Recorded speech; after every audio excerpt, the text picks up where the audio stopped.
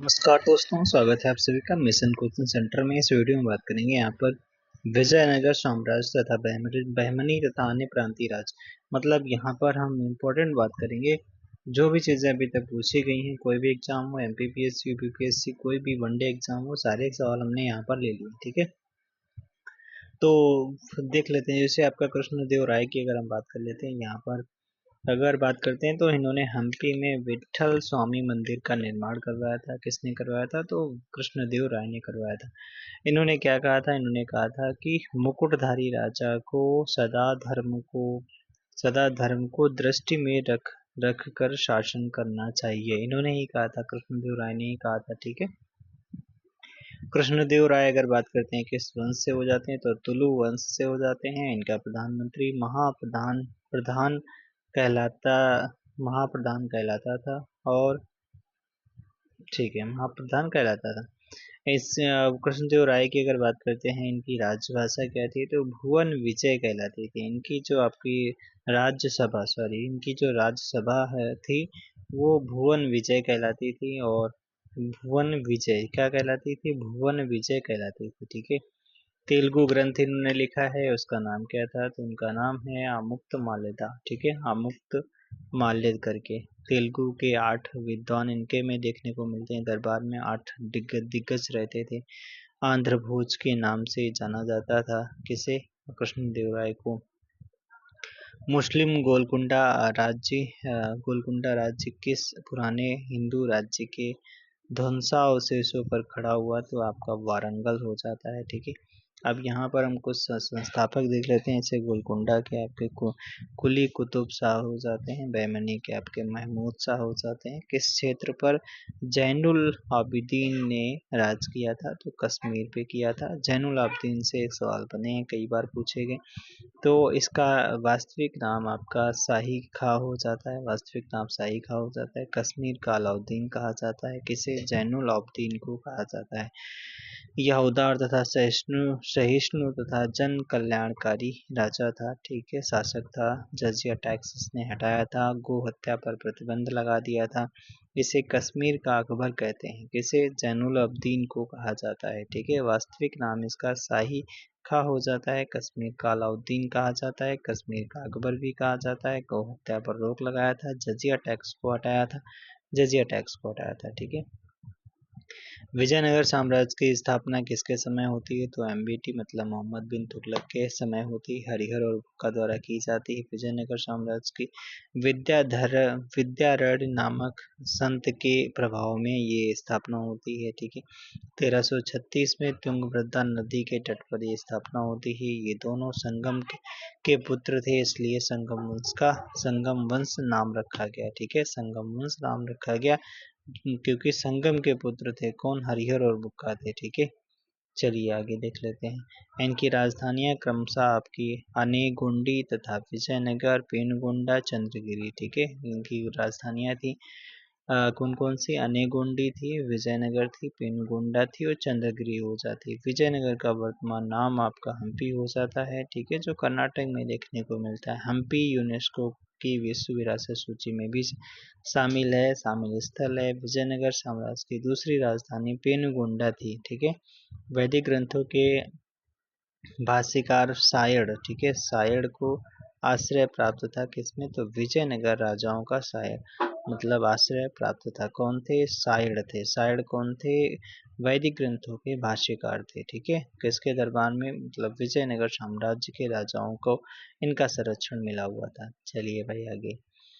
हरिहर द्वितीय जो पहला शासक है, जिसने महाधिराज की उपाधि धारण की। पहला शासक जिसने श्रीलंका पर आक्रमण किया। विजयनगर का जो शासक था वो आपका हरिहर द्वितीय ही। इसने अटैक कर दिया था किस पे? श्रीलंका पे कर दिया था। पहला शासक ही है जो महाधिराज की उपाधि धारण करता है। चलो भाई, देवराय फर्स्ट ने तुर्की धनुषधारियों को नियुक्त किया था। किसको किया? तुर्की धनुषधारियों को नियुक्त किया था। किसने? देवराय फर्स्ट ने किया था। सालू राजवंश का संस्थापक आपका नरसिंह राय हो जाता है। विजयनगर साम्राज्य में सती प्रथा का उल्लेख कौन करता है? तो आपका एर्डोडो बारबोसा करता है। एर्डोडो एर्डोडो बारबोसा करता है। तालीकोटा का युद्ध आपका 1565 में होता है। विजयनगर और बहमनी साम्राज्य के बीच में ये होता है। ठीक है, चलिए आगे बात कर लेते हैं। यहाँ पर विजयनगर साम्राज्य के प्रमुख काल में पराशर स्मृति पर माधव की टीका की रचना हुई थी। ठीक है भाई। बुक्का जो था, बुक्का प्रथम ने चीन के सम्राट के पास अपना राजदूत भेजा। इसको 3 समुद्रों का अधिपति भी कहा जाता है। किसे? बुक्का को कहा जाता है। शतरंज में उच्च योग्यता प्राप्त करने पर विजयनगर राज्य पारितोषिक देता तथा उसे राज्य की स्वीकृति प्रदान करता। ठीक है, यानी शतरंज का खेल जो है विजयनगर साम्राज्य से संबंधित हो जाता है।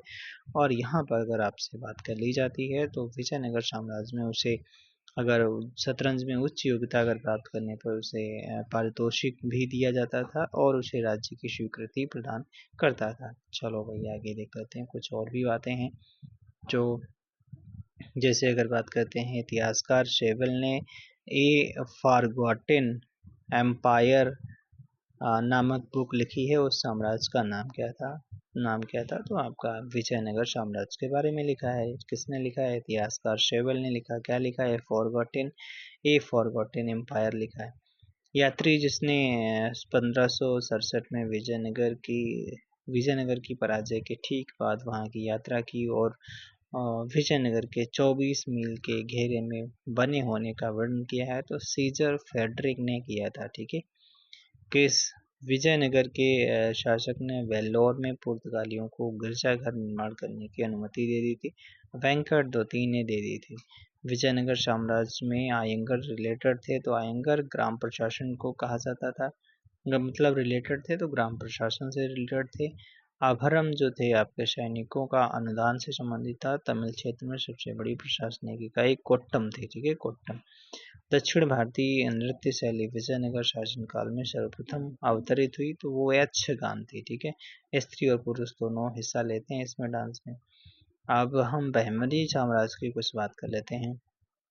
बहमनी साम्राज्य की स्थापना 1347 में होती है, 1358 तक ये चलता है। स्थापना हसन गंगू करते हैं और उपनाम इनका जफर शाह था। ठीक है, फारस के वीर योद्धा बहमन का वंशज मानता था। ठीक है, अच्छा, फारस के वीर योद्धा बहमन का वंशज अपने आप को मानता था। राजा बनने पर अलाउद्दीन बहमन शाह का खिताब धारण किया इसने और अपनी राजधानी गुलबर्गा अर्थात गुलबर्गा बनाई। अंतिम शासक कलीमुल्लाह थे। ठीक है, बहमनी साम्राज्य के इसके पतन के बाद में दक्कन में 5 स्वतंत्र राज्यों का उदय हुआ। कौन थे? बीदर थे, बरार थे, बीजापुर था, अहमदनगर था, गोलकुंडा था।